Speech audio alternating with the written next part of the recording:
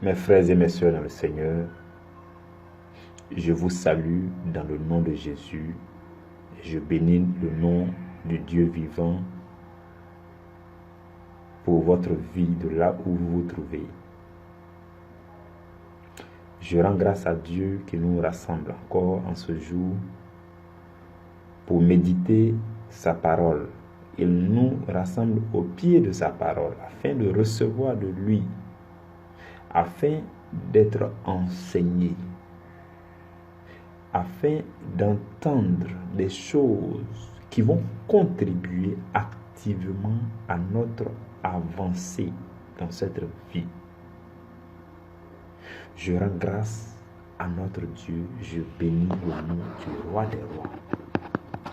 Je voudrais célébrer, magnifier la présence du Saint-Esprit. Et je voudrais lui recommander toutes choses à partir de maintenant. Soumettre toutes choses à sa conduite, à son contrôle, pour qu'il nous enseigne lui-même sa parole. Béni soit le nom du Dieu vivant. Dans le nom de Jésus. Amen. Frères et sœurs dans le Seigneur, aujourd'hui, nous avons à méditer un autre sous-thème. Hier, nous avons parlé des 4 différents types du parler en langue. Nous les avons énumérés et nous avons donné des détails sur chaque type de parler en langue. Et je nous ai dit que le fait d'en savoir sur les types de parler en langue lorsque vous lisez la Bible désormais et qu'un verset biblique parle du parler en langue, vous avez la capacité de savoir de quel type de parler en langue ce verset est en train de parler. Et donc vous pouvez avoir une compréhension plus claire de ce verset. Voilà pourquoi aujourd'hui nous allons parler des erreurs à ne pas commettre au sujet du parler en langue. Nous sommes tous chrétiens. Et ce qui est paradoxal dans le corps du Christ, c'est que dans le même corps du Christ, il y a des avis, des points de vue différents. Ce qui ne devrait pas être, parce que nous sommes appelés à l'unité de la foi chrétienne. Mais il est triste de constater qu'il en est ainsi. Certains ont leur point de vue, d'autres ont leur point de vue. Et la compassion de Dieu, la miséricorde de Dieu nous est quand même accordée. Parce que si Dieu n'était pas miséricordieux, il allait beaucoup nous frapper. Parce que nous sommes dispersés dans le corps du Christ, ce qui ne devrait pas être le cas. Donc aujourd'hui, nous allons parler de certaines choses. Je vais aujourd'hui toucher des choses assez sensibles. Des choses qui comptent beaucoup pour moi-même, personnellement, pour ma foi personnelle. Je vais toucher ces choses et je sais que le Seigneur va vous transmettre ces choses pour que vous et moi, nous puissions partager les mêmes points de vue. Les mêmes points de vue bibliques. Tous les chrétiens devaient partager le point de vue biblique du Saint-Esprit. Donc, les erreurs à ne pas commettre au sujet de la prière en langue ou encore au sujet du parler en langue. Je souhaite que vous puissiez me suivre calmement. Nous allons aussi aller à travers les Écritures. Voilà, pour que vous puissiez comprendre les fondements de tout ce que je vais avancer aujourd'hui par le mouvement du Saint-Esprit. Donc, 3 erreurs. Nous allons voir 3 points clés. 3 erreurs à ne pas commettre au sujet du parler en langue. Je voudrais que vous me suiviez véritablement. Voilà pourquoi je vais nous demander de baisser la tête pour confier encore ce moment au Seigneur. Roi de gloire, éternel des armées, je voudrais te recommander toutes choses. Tu dis dans ta parole que personne ne connaît le Père si ce n'est le Fils. Et personne ne connaît le Fils si ce n'est le Père. Et personne ne connaît le Père si ce n'est ceux à qui le Fils leur permet de connaître le Père. Voilà pourquoi nous sommes à tes pieds, pour que tu nous donnes de connaître le Père, de découvrir le Père et d'en savoir encore davantage sur le Fils. Aide-nous par ton Esprit Saint à comprendre les profondeurs de ta parole. Amen. Mes frères et sœurs dans le Seigneur, la première erreur à ne pas commettre au sujet du parler en langue, c'est que aucun chrétien n'est dispensé du parler en langue.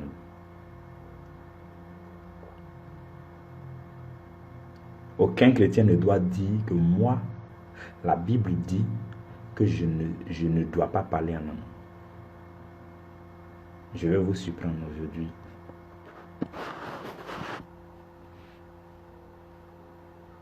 Donc, tous les chrétiens sont appelés à parler en langue. Tous les chrétiens sont appelés à prier selon le Saint-Esprit. Ou alors vous n'avez pas de communion avec le Saint-Esprit. Sinon, tous sont appelés à prier en langue. Nous allons partir dans les Écritures. 1 Corinthiens chapitre 12, versets 29 à 30. 1 Corinthiens chapitre 12, versets 29 à 30. Nous allons y aller ensemble. Suivez-moi très bien. Si vous avez votre Bible, vous pouvez prendre. Nous allons lire ensemble. C'est une analyse. Nous sommes en train de méditer la parole. Donc nous réfléchissons ensemble. Et nous nous laissons guider par le Saint-Esprit qui nous fait des démonstrations, des analyses étape après étape pour nous permettre d'assimiler la parole. C'est cela. Donc je lis la parole de Dieu dans 1 Corinthiens chapitre 12, versets 29 à 30. C'est Paul qui parle. Il dit, tous sont-ils apôtres? Tous sont-ils prophètes? Tous sont-ils docteurs? Tous ont-ils le don des miracles? Tous ont-ils le don des guérisons? Tous parlent-ils en langue? Tous interprètent-ils? Parole du Seigneur, nous rendons grâce à Dieu. Donc, frères et sœurs, j'ai commencé par le plus compliqué. Voici une série de questions que Paul pose. Et quand vous lisez bien cette question-là, vous savez avec moi que quand il pose ces questions, la réponse évidente à laquelle il s'attend ou à laquelle nous tous on s'attend, c'est évidemment non, évidemment non, évidemment non. Donc quand il dit tous sont-ils apôtres, on dit non, évidemment. Tous sont-ils prophètes? Non, évidemment. Tous sont-ils docteurs? Non, évidemment. Tous ont-ils le don des miracles? Non, évidemment. Tous ont-ils le don des guérisons? Non, évidemment. Tous parlent-ils en langue? Et on dit aussi non, évidemment. Et quelqu'un parmi vous se réconforte pour dire oui, évidemment, tous ne parlent pas en langue. Donc moi aussi, si je ne parle pas en langue, c'est normal, c'est biblique. Erreur. Je reviens à notre sous-thème d'hier. Nous avons traité de 4 types de parler en langue et nous avons dit que le premier type de parler en langue, c'était pour l'édification personnelle. Dieu nous donne la commande, Dieu nous donne d'actionner ce type de parler en langue pour notre édification personnelle parce que Dieu souhaite ardemment nous édifier lorsque nous sommes connectés au Saint-Esprit. Et là, c'est nous-mêmes qui actionnons depuis que nous avons été baptisés du Saint-Esprit. Si nous le souhaitons, nous pouvons parler en langue à n'importe quel moment. Donc un chrétien, le désir le plus ardent de Dieu, c'est que le chrétien communie avec le Saint-Esprit. C'est que le chrétien soit rempli du Saint-Esprit. Et cela t'est déjà arrivé. Si tu me parles et que tu es chrétien il y a longtemps, que tu aimes la parole, que tu lis la parole régulièrement, que tu aimes le Seigneur, tu as déjà été baptisé du Saint-Esprit parce que, laisse-moi te dire que si tu fouilles bien dans ta vie chrétienne, il t'est déjà arrivé un moment où tu as été rempli du Saint-Esprit. Tu as senti la présence du Saint-Esprit. Tu as senti une joie agréable. Tu as senti cette affection où tu as été rempli du Saint-Esprit. On a déjà parlé du baptême du Saint-Esprit. Tu as été rempli du Saint-Esprit et tu refuses de parler en langue. Peut-être par honte, Peut-être pas un quelconque autre complexe, je ne sais pas. Mais hier, nous avons parlé des 4 types de parler en langue. Et le premier type de parler en langue, pour l'édification personnelle, nous a été donné gratuitement. Pour que nous puissions l'actionner quand on veut. Et comme on veut. Et pendant combien de temps on veut. Donc ce type de parler en langue, c'est le chrétien lui-même qui démarre la chose pour son édification personnelle. Si vous désirez être édifié, vous connectez au Saint-Esprit pour recevoir du Saint-Esprit la force pour appliquer la parole de Dieu. Ce parler en langue-là, vous pouvez le faire quand vous le voulez. Maintenant, revenons à notre texte qui dit « Tous parlent-ils en langue ?» Donc la question qu'on peut se poser, c'est de quel type de parler en langue ce verset-là parle? Parce qu'hier, nous en avons cité 4. Peut-être qu'avant, quand tu lisais ce verset, tu mélangeais tous les types de parler en langue pour penser que ce verset parle de tous les types de parler en langue. Non. De quel type de parler en langue l'apôtre Paul parle lorsqu'il dit « Tous parlent-ils en langue ?»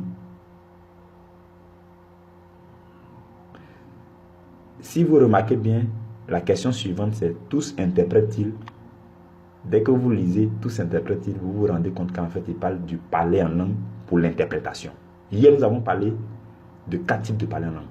Le premier type, c'est pour l'édification personnelle. Deuxième type, le parler en langue pour interprétation. C'est de ce deuxième type de parler en langue que Paul parle ici. Le parler en langue pour interprétation n'est pas donné à tous, comme je l'ai dit hier. Cela n'est actionné que par le Saint-Esprit. Dans une assemblée, les gens sont en prière. Dieu veut passer par quelqu'un pour délivrer un message pour le corps du Christ, pour l'assemblée présente. Et Dieu, l'onction tombe sur quelqu'un et la personne commence à parler en langue. Ce type de parler en langue, on appelle ça le parler en langue pour interprétation. Parce que Dieu va passer encore par quelqu'un d'autre pour interpréter le message et toute l'église en sera édifiée. Donc ce type de parler en langue, on appelle ça le parler en langue pour interprétation. Et c'est de ça que Paul parle ici dans ce verset 30 de 1 Corinthiens 12. Lorsqu'il dit, est-ce que tous parlent-ils en langue? Non, évidemment. Et il continue pour dire, tous interprètent-ils? Non, évidemment. Il parle du parler en langue pour interprétation. Il parle du deuxième type de parler en langue. Est-ce que vous avez compris? Si vous avez compris, ne dites plus jamais que vous n'êtes pas appelé à parler en langue. Tout le monde est appelé à parler en langue. Surtout le tout premier type de parler en langue pour votre édification personnelle. Maintenant, les autres types de parler en langue qui sont actionnés par le Saint-Esprit, c'est le Saint-Esprit qui choisit qui il veut, quand il veut, comme il veut. Donc pour ça, tous ne sont pas appelés à parler en langue. Mais pour le tout premier type de parler en langue, tous sont appelés à parler en langue. Parce que c'est pour leur édification personnelle. Donc, aucun chrétien ne doit dire « Je suis dispensé du parler en langue. Je ne dois pas parler en langue. » Peu importe votre confession religieuse, la Bible dit que tous, la preuve, je vais nous montrer un verset. 1 Corinthiens 14, verset 5. 1 Corinthiens 14, verset 5 dit, et c'est Paul qui parle encore, le même Paul, il dit, je désire que vous parliez tous en langue. Ah, et là, vous êtes confus. Vous qui disiez que vous n'êtes pas appelé à parler en langue, vous rencontrez encore un autre verset où l'apôtre Paul dit, je désire que vous parliez tous en langue. Il n'a pas dit je désire que 2 parlent en langue. Il dit que vous parlez tous en langue. Donc il parle là évidemment du premier type de parler en langue. Qui est pour l'édification personnelle. Et le reste des types de parler en langue, c'est pour l'édification du corps de Christ, de l'église, de l'assemblée. Ça, c'est le Saint-Esprit qui choisit qui il veut et quand il veut. Mais pour ce qui est du premier type de parler en langue, pour votre édification personnelle, pour la construction de votre foi, de votre homme intérieur, pour la fortification de votre esprit, cela dépend de vous et c'est une obligation pour tous ceux qui veulent grandir dans le Seigneur. Je le répète, c'est une obligation pour tous ceux qui veulent parvenir à la maturité spirituelle. Donc tous sont appelés à parler en langue. Que personne ne dise désormais, je ne dois pas parler en langue. La Bible me dit, je ne peux pas parler en langue. La Bible me dit, il ne faut pas que tout le monde ne doit pas parler en langue. Non. Donc, voici le premier type d'erreur. La première erreur à ne pas commettre. Tous sont appelés à parler en langue. La deuxième erreur, mes frères et mes sœurs, c'est que nous ne devons point juger le ministère du Saint-Esprit. Nous ne devons pas juger le ministère du Saint-Esprit. Nous ne sommes que des pauvres humains. Et la Bible dit que de la même façon que le ciel est éloigné de la terre, c'est comme ça que les pensées de Dieu sont éloignées des pensées des hommes. Prenons garde à nous et prenons aussi garde à ce que nous disons. La Bible dit dans Matthieu chapitre 12, verset 36, que au jour du jugement, les hommes rendront compte de toute parole vaine qu'ils auront proférée. Faisons attention à nos jugements.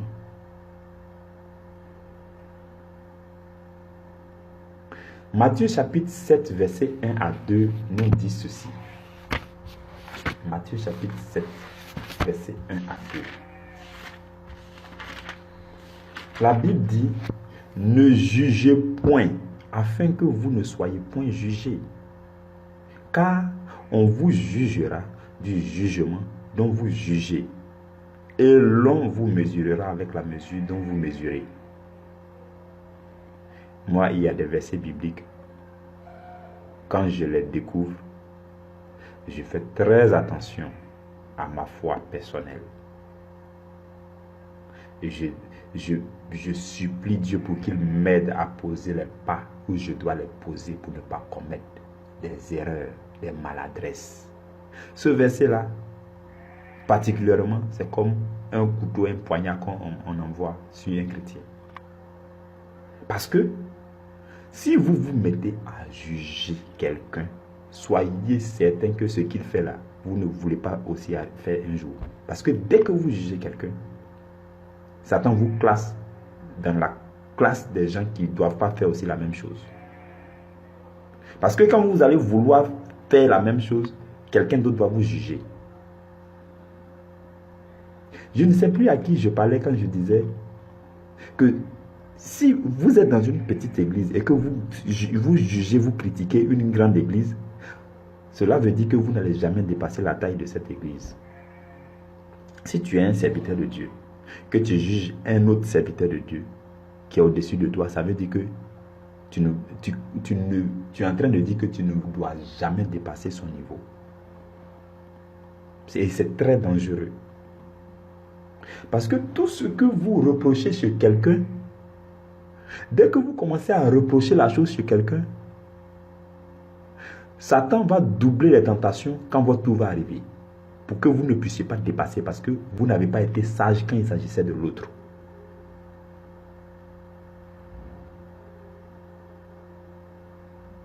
Je dis tout ça pour nous interpeller que le parler en langue, que ce soit en public, que ce soit en assemblée, que ce soit, peu importe la manière, moi personnellement j'estime que c'est le ministère du Saint-Esprit. Parce que le parler en langue fait partie des dons spirituels, des dons de l'Esprit, des manifestations du Saint-Esprit. Vous voyez. Donc moi, franchement, peu importe la façon dont les gens vont faire leur grimace, je préfère fermer ma bouche. Parce que je risque de blasphémer contre le Saint-Esprit. Parce que c'est l'Esprit de Dieu qui se manifeste. Et même, toi qui critiques, comment sais-tu que ce n'est pas l'Esprit de Dieu qui se manifeste? Ou encore, comment sais-tu que c'est l'Esprit de Dieu? Donc, tu n'en sais rien. Il est mieux de se taire. Regardez quelque chose. Les pharisiens ont voulu critiquer Jésus. Ils ont dit non, Jésus il fait ces choses-là par Beelzéboul. C'est par le prince des démons que Jésus fait les miracles. Donc pour eux, ils étaient en train de parler contre Jésus. Mais après, Jésus va dire, mais c'est le Saint-Esprit que vous êtes en train de critiquer. Laissez-moi vous lire le verset là. Matthieu chapitre 12. Matthieu chapitre 12. Je nous lis ce verset là. Donc, les pharisiens ont commencé à parler contre Jésus. Et regardez ce que Jésus va dire. Matthieu chapitre 12, verset 32. Jésus dit, quiconque parlera contre le Fils de l'homme, il lui sera pardonné. Mais quiconque parlera contre le Saint-Esprit, il ne lui sera pardonné ni dans ce siècle, ni dans le siècle à venir. Vous voyez, quand vous critiquez le parler en langue de quelqu'un, ou bien les actions de quelqu'un, ou bien les pratiques bizarres de quelqu'un qui confesse le nom de Jésus, vous risquez de vous attaquer au Saint-Esprit de façon indirecte. Vous risquez de parler sur le compte du Saint-Esprit parce que peut-être que tout ce qu'il fait, ce sont les manifestations du Saint-Esprit. Et vous n'en savez pas grand-chose, vous vous mettez à critiquer. Vous prenez le risque de blasphémer contre le Saint-Esprit. Et la Bible dit, celui qui blasphème contre le Saint-Esprit, il ne lui sera pas pardonné ni dans ce siècle, ni dans le siècle à venir. C'est dangereux. Moi, quand je découvre ce genre de choses, je suis triste en même temps. Je suis calme. Je ferme ma bouche. Donc, faisons attention pour ne pas juger le ministère du Saint-Esprit. Parce que la manifestation des dons spirituels, ça fait partie du ministère du Saint-Esprit. Donc, le parler en langue, peu importe sa forme, sa manière d'être pratiquée par quelque église que ce soit, c'est le ministère du Saint-Esprit. Il faut s'en méfier. Il faut méfier sa langue de cela. Il ne faut pas juger.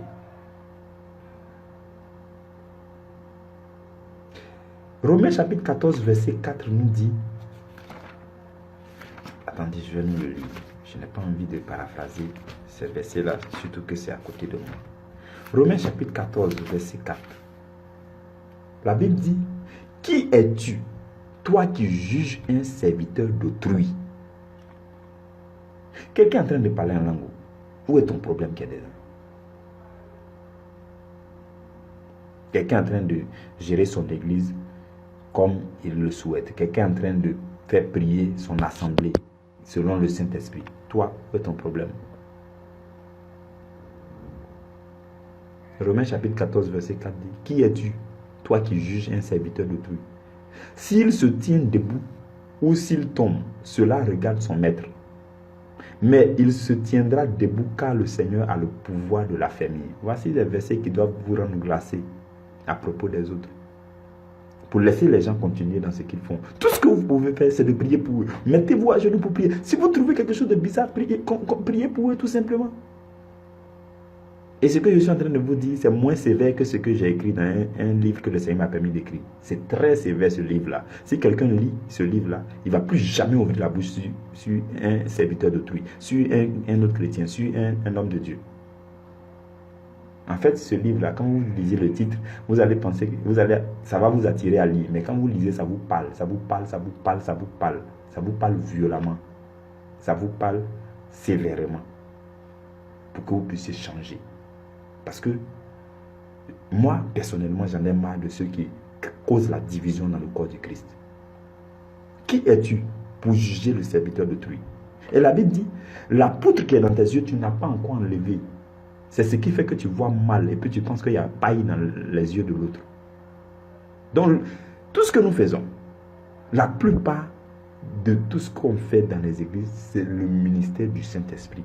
Et il ne faut pas commettre l'erreur de critiquer le ministère du Saint-Esprit. Si tu le fais, tu deviens pharisien. Parce que les pharisiens ont critiqué Jésus. Et ils ont blasphémé contre le Saint-Esprit. Maintenant, si tu veux continuer à juger les autres, moi je vais te dire quelque chose. Écoutez-moi bien. Si parmi nous, il y a des gens qui de temps en temps commettent l'erreur de juger le ministère des autres, les pratiques dans les églises, tout ça, qui ouvrent la bouche dessus. Moi, je préfère, même si je trouve bizarre, je préfère me taire et puis je garde ça dans mon cœur. Beaucoup me connaissent, mes fils spirituels à Abidjan connaissent, ils me connaissent. Quand ils abordent ce genre de sujet, je ferme ma bouche. Pour ceux qui ont déjà changé, vous le savez. Quand quelqu'un commence à parler de telle église, je me tais, je l'écoute je vais l'écouter jusqu'à la fin. Quand il finit, je dis, ah d'accord, gloire soit rendue à Dieu. C'est comme ça que moi je suis. Quand on vient me demander pourquoi tel homme de Dieu fait ceci, je dis comment tu sais que ce qu'il fait là vient par Dieu.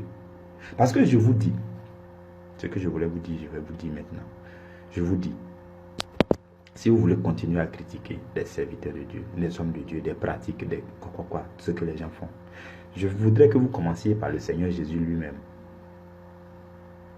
Parce qu'au lieu de parler des hommes qui sont à côté de vous là, commencez par le Seigneur Jésus. Parce que si vous lisez bien la Bible, Le Seigneur Jésus, je ne sais pas s'il y a 2 ou 3 reprises, il a craché sur le sol. Il a fait la boue avec crachat. Et puis il l'a mis dans l'oreille de quelqu'un. Donc commencez par le critiquer pour dire ce qu'il fait là, c'est bizarre. Non, pourquoi même il n'a pas de pudeur? Non, pourquoi il fait bizarre comme ça?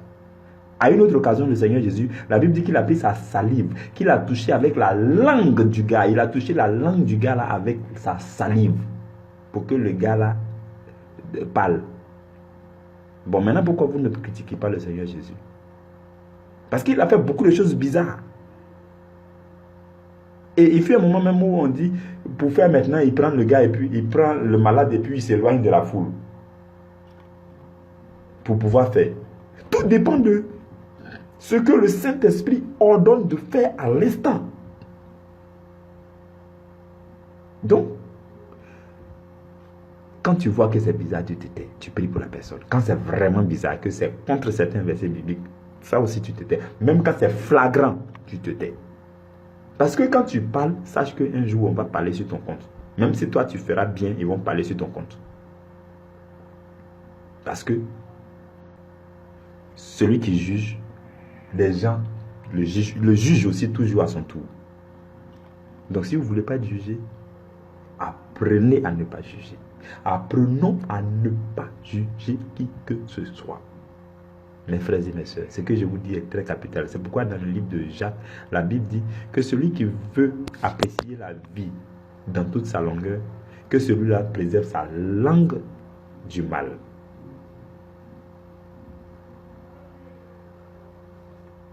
Vous voyez, pour que vous puissiez avancer dans votre ministère, vous n'avez pas besoin de critiquer un autre ministère. Ce n'est pas utile, ce n'est pas nécessaire. Celui qui fait ça, qui fait son ministère à côté de vous, vous ne savez pas dans quelles conditions Dieu l'a appelé, vous ne savez pas ce à quoi Dieu l'a appelé. Jean-Baptiste, il mangeait miel sauvage avec sauterelle, et puis s'habillait de... Il était bizarre. S'il y a un gars comme ça à côté de vous, vous allez commencer à le critiquer. C'est grave.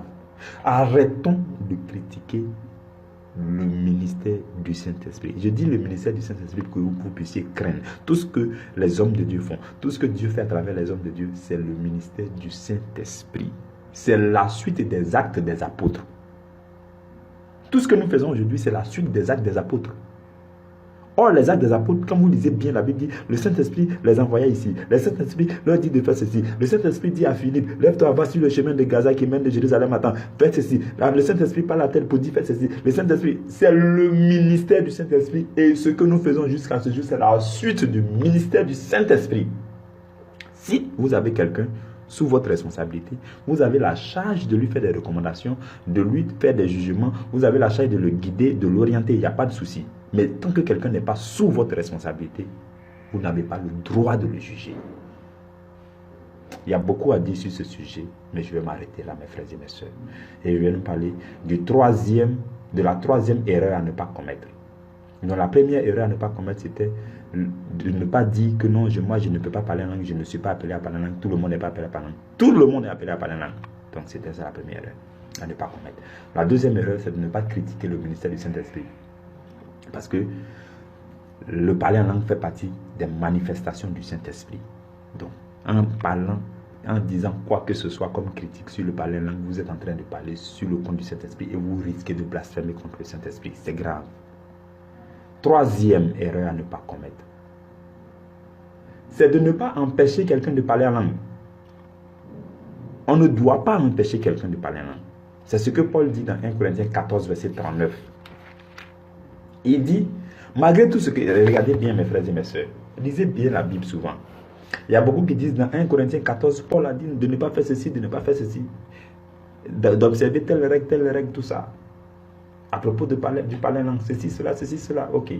On a compris. Mais le même Paul, à la fin du chapitre, regardez ce qu'il va dire. Il dit,